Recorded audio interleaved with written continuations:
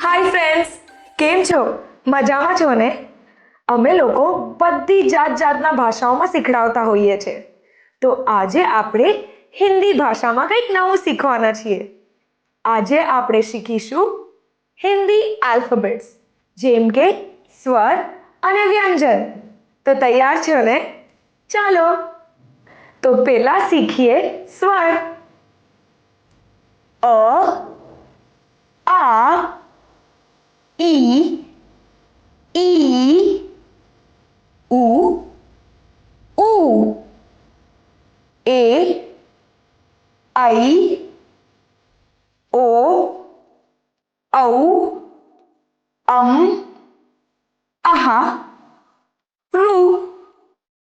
ચાલો હવે આપણે શીખીએ વ્યંજન.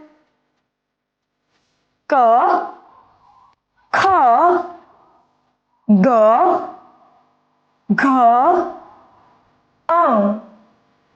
ચ, છ, જ, ઝ,